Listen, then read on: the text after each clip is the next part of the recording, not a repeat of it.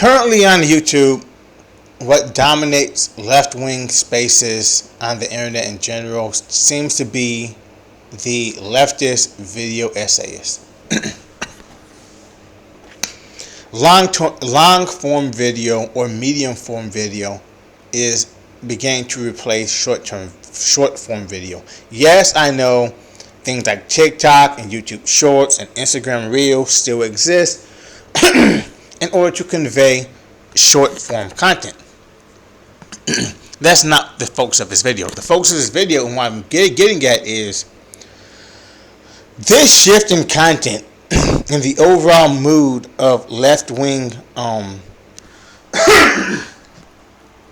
subcultures seems to suggest that left-wingers are becoming a lot more. The overall tone suggests that left-wingers are becoming a lot more sincere in their belief systems as the millennials get older and Gen Z comes of age. For those of you who don't know, millennials grew up in a world that was consumed by irony and comedy. And irony and comedy were mostly ways in which millennials conveyed information and how we took information. And we still see that in people like ContraPoints, who's probably going to be on the screen here, along with others. But the rise of the video essayist, especially among Gen Z, suggests that Gen Z seems to take things a lot more seriously than millennials do. Although, yes, I know millennials have a major protest culture, and our current culture of outrage, which took a major, developed primarily or to a large extent on the internet, had a lot to do with millennials. I think it cannot be overstated how significant this shift in content is and what it represents. Gen Z is very, very unhappy.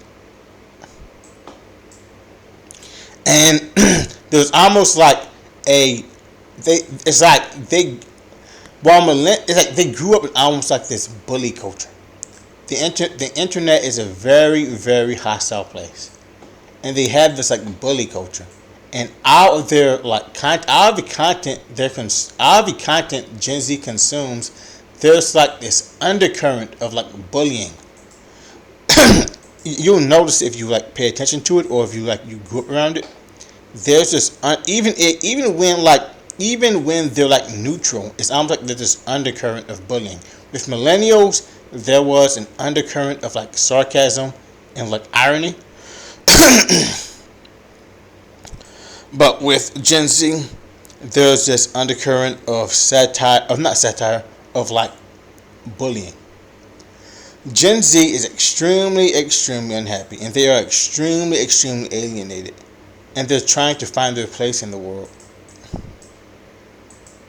And the shift from irony to sincerity, well, I believe it just means that like the neoliberal world order, what we call neoliberalism, this corporate culture that's consumed like society since probably after World War I. Probably a little before that, but really primarily after World War I. Like during the 1920s, the rise of like Edward Bernays and stuff. This current culture has completely consumed all traces of organic sincerity in the world. And the sincerity that Gen Z espouses it's sincerity that is completely manufactured by the simulacra, basically. Of course, that's like postmodern, jargon. But if you read, firstly, most people do not know what postmodernism is. First of all. Second of all, even if you did, it is extremely difficult to explain to people who don't know what it is and who have not experienced it, like observed it. It is very difficult to explain if you have not observed it for yourself. It is very difficult to explain to people what it is. Firstly, because many people have conflicting opinions of a lot of people have conflicting definitions of what postmodernism is. But I think the rise of Gen Z sincerity culture, ironically contradictory, it signifies like the dominance of postmodern culture. Postmodernism is becoming sincere.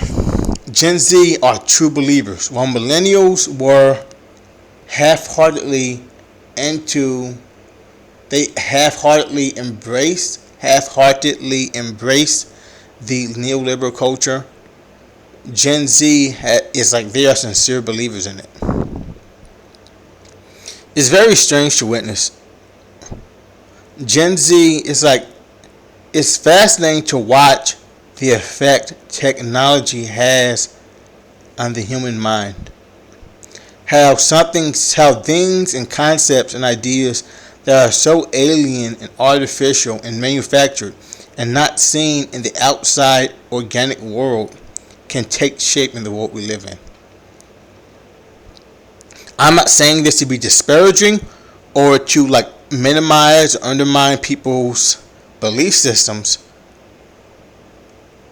but it's fascinating to watch. I mean, to some extent, I think postmodernism has always sort of been the case, but I think that it's only with technology that we can actually like observe it, because with technology we're able to take a bird's eye view to things in ways we previously couldn't have.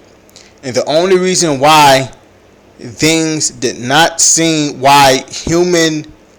our interpretation, understanding of knowledge did not seem to be postmodern in the past, the reason it didn't seem that way is because in the absence of technology, it was extremely, extremely easy for people to create a meta-narrative and to make that meta-narrative dominant throughout society. Now with the internet, everyone has a voice and everyone has an opinion on what the truth is. And everyone's opinion on what certain truths are almost equally valid. And I think this transgender phenomenon and the gender identity phenomenon is just like a clear example of this. The reason why there are so many genders and so many ways of expressing gender is because we live in a completely postmodern culture in which every individual, every perspective has to be taken into account. And not everyone agrees. It's like biology interacting with technology. The interplay between biology and technology. I think this is going to be studied by scientists and historians in the future.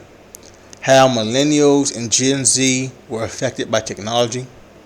I'm not even saying it's negative or positive, but it's certainly happening.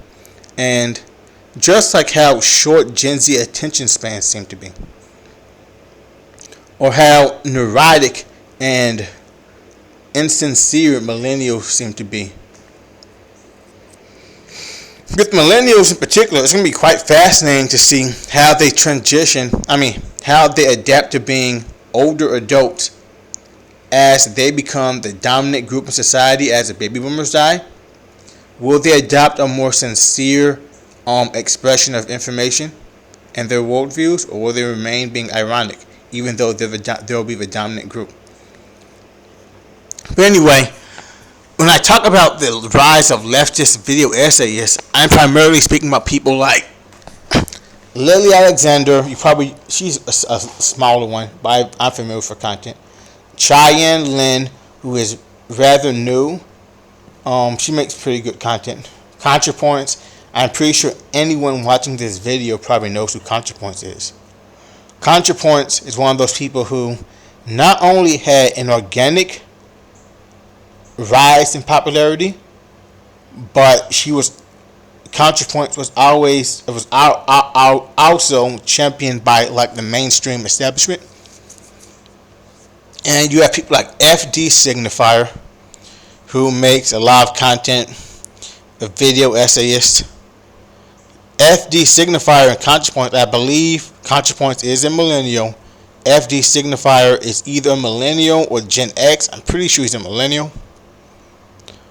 But all of these people signify the rise of sincerity and the death of comedy in American political discourse.